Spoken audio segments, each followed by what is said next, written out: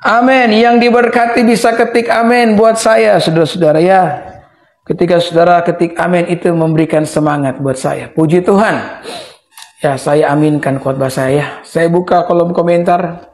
Mau lihat kalau ada pertanyaan yang masuk. Hendro Endo, Tuhan berkati ya. Ya, terima kasih atas komentarnya. Pendeta Dison, terima kasih. Andres Hulalata, Tuhan kok gemetar. Jadi tidak ada hal yang kebetulan dalam Alkitab. Apapun yang dicatat dalam Alkitab itu memiliki makna yang luar biasa. Ketika Yesus gemetar seperti yang saya khotbahkan tadi, karena Yesus akan menghadapi murka Bapa terhadap dosa manusia. Jadi sebenarnya murka Allah terhadap dosa manusia itu sangat-sangat mengerikan. Sehingga anak Allah itu pun di dalam kemanusiaannya gemetar menghadapi itu. Ini memberikan peringatan bagi kita. Jangan pernah memandang remeh dosa. Tuhan benar-benar benci dengan dosa. Makanya saya mau katakan dosa itu tidak bisa diselesaikan dengan perbuatan baik. Karena Allah tidak bisa disogok dengan perbuatan baik kita. Tidak bisa. Bagi Allah dosa itu sangat serius. Tidak bisa selesai hanya dengan amal. Dosa tidak bisa selesai hanya dengan penyesalan. Bahkan pertobatanmu pun tidak akan pernah menyelesaikan dosa. Di sana harus ada keadilan atas dosa yang telah terjadi. Jadi ketika dosa telah terjadi, maka hukuman Allah itu harus turun sebagai bentuk keadilan daripada Allah. Itulah sebabnya Yesus gemetar, karena dia akan menanggung keadilan Allah di atas kayu salib.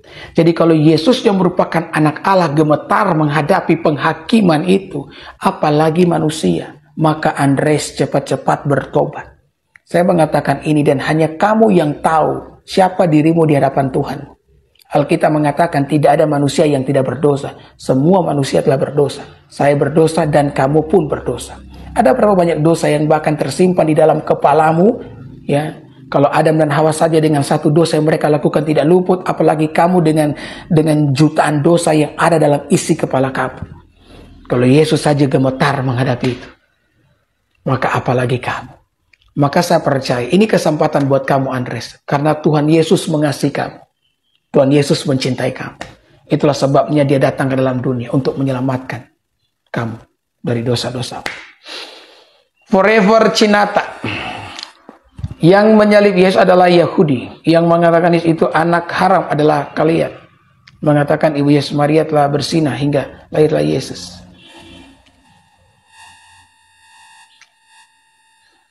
Cuma Islam yang menghormati Yesus dan mengangkat derajat ibu Yesus dan memuliakan beliau. Dan yang lucu setelah kalian salib dan setelah Yesus kalian hina, anak haram, anak hasil zina, sekarang kalian Yesus Tuhan. Yang pertama, kami tidak pernah mengatakan bahwa Yesus itu anak haram, anak zina. Jadi yang bilang anak haram, anak zina itu siapa? Hanya kamu yang mengatakan itu di dalam komentar yang kamu sampaikan. Tidak ada kok orang Kristen yang mengatakan bahwa Yesus itu anak haram. Kalau Yesus itu anak haram, kami tidak akan pernah merayakan kelahirannya setiap tahun. Oh, kelahiran Kristus merupakan salah satu perayaan terbesar dalam kekristenan. Dan itu perayaan yang telah membudaya, mendarah daging di dalam hati kami sebagai orang Kristen. Kami sangat mengagumi kelahirannya. Kelahirannya adalah pengharapan bagi setiap kami. Jadi ide yang mengatakan bahwa Yesus itu anak haram bukan daripada kami. Ini juga saya baru baca daripada komentar kamu. Ya. Jadi Yesus itu adalah anak Allah karena Maria mengandung. Kuasa Roh Kudus yang menaungi Maria sehingga Maria bisa mengandung. Itu perbuatan Tuhan. Oleh karena Roh Kudus yang menaungi Maria, maka ya Maria mengandung Kristus Yesus. Ya. Cuma Islam yang menghormati Yesus. Penghormatan yang diberikan agamamu kepada Yesus sampai di mana? Kalian hanya mengatakan dia sebagai nabi. Bagaimana dengan kami? Kalian mengatakan dia adalah Tuhan. Mana yang lebih menghormati Yesus? Kalau kamu mengatakan dia nabi, justru itu tidak menghormati Yesus. Ya, karena Yesus bukan sekedar nabi, tapi dia Tuhan. Karena tidak ada nabi yang berucap sama seperti Yesus, dan tidak ada nabi yang dapat melakukan persis apa yang dilakukan oleh Yesus. Ada perbuatan-perbuatan mujizat yang hanya dapat dilakukan oleh Yesus yang menyatakan ketuhanannya. Yang pertama, bagaimana ketika dia berjalan di atas air. Baca dari kitab Kejadian, tidak ada nabi yang berjalan di atas air. Kalau kita membaca dalam kitab Kejadian, Alkitab mengatakan Yahweh itu berjalan di atas gelombang-gelombang air. Hanya Allah yang berjalan di atas air. Dan karena dia berjalan di atas air, bahkan di dalam kemanusiaannya pun dia menyatakan itu. Ya. Itu menyatakan kealahan yang dimilikinya. Mana ada nabi yang berkata seperti Yesus dalam Yohanes 14 ayat yang ke-6. Akulah jalan, kebenaran, dan hidup. Tidak ada seorang pun yang dapat datang kepada Bapa kalau tidak melalui aku. Tidak ada. Nabi yang model begitu, nabi yang menghujat Allah. Ya, ketika dia berkata aku dan Bapa adalah satu.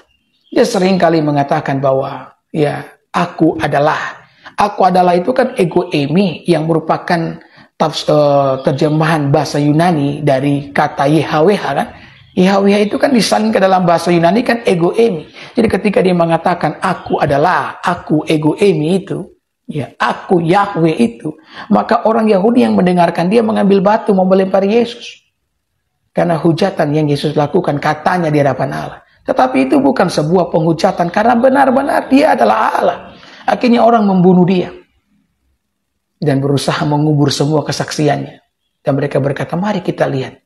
Dia sekarang sudah mati. Bagaimana dengan kesaksiannya? Ternyata hari yang ketiga dia bangkit.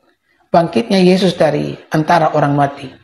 Ya, itu kemudian meneguhkan kesaksiannya selama ini. Jadi tidak ada nabi, tidak ada rasul yang bisa berbicara seperti Yesus dan bisa melakukan perbuatan seperti perbuatan yang dilakukan oleh Yesus. Jelas ya? Terima kasih buat Forever Cinata. Ini nama akunnya juga lucu juga ya. Ini biasanya kalau nama akun begini nih, bocil-bocil orang Manado bilang baru pica puber, saudara. Tapi ya saya tidak tahu ini ya. Jun ngantung, pesto berkati juga ya. Latif Sen, ngomong ngawur saja pendeta perpuluhan. Ya. Saya tunjukkan ayatnya buat kamu. Kalian yang suka ngomong soal perpuluhan, saya yakin kalian juga tidak tahu nih soal perpuluhan. Maleakhi 3 ayat 8. Bolehkah manusia menipu Allah namun kamu menipu aku? Tapi kamu berkata dengan cara bagaimanakah kami menipu engkau? Mengenai persembahan persepuluhan dan persembahan khusus. Kamu telah kena kutuk tetapi kamu masih menipu aku, ya kamu seluruh bangsa. Bawalah seluruh persembahan persepuluhan itu ke dalam rumah perbendaharaan. Supaya ada persediaan makanan di rumahku dan ujilah aku. Firman Tuhan semesta alam, apakah aku tidak akan membukakan bagimu tingkap-tingkap langit dan mencurahkan berkatmu kepadamu sampai berkelimpahan? Ya. Jadi yang namanya perpuluhan itu bukan perintah pendeta, itu perintah Tuhan. Dan ada janjinya. Tuhan berkata, ujilah aku. Tidak ada janji yang lain seperti janji perpuluhan ini di mana Tuhan langsung mengatakan, ujilah aku. Makanya kenapa orang Kristen banyak yang diberkati toh? Banyak orang Kristen yang kaya-kaya toh? Kalau kita mau jujur saja, ya, coba survei di Indonesia ini. Orang kaya itu kebanyakan dari mana? Kalau bukan dari orang Kristen. Kenapa? Karena mengamalkan perpuluhan. Tuhan sendiri yang janji. Ya, makanya kalau kamu juga mau diberkati, Laftisen, kasih perpuluhan dia. Ya, dan jangan berpikir hanya jemaat yang kasih perpuluhan. Saya juga pendeta kasih perpuluhan loh. Ya, jadi kalau ada jemaat yang berpikir cuma pendeta, ya cuma jemaat yang kasih perpuluhan, salah besar. Saya juga kasih perpuluhan, saudara-saudara. Dengan berkat yang saya terima ketika saya melayani, saya ambil 1/10, saya taruh di gereja saya. Jadi bukan cuma jemaat. Kenapa? Karena ada janji, ada berkat. Jadi kalau Latif Sen mau diberkati Tuhan, Tuhan bilang Tuhan akan buka tingkap-tingkap langit loh. Ya, jadi perpuluhan bukan perintah pendeta ya. Sembarang aja kalian ngomong. Makanya kalau ngomong itu tahu dulu baru ngomong. Jangan ngomong baru tahu.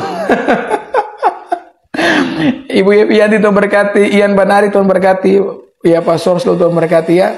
Darlina Tuhan berkati, Ibu Ade Tuhan berkati. Limar situ orang. Amin. Tuhan Yesus Kristus memberkati pelayanan pemerintah kiranya banyak. Amin. Terima kasih. Bro Israel, amin. Shalom, selamat pagi. Tuhan berkati Bro Israel ya.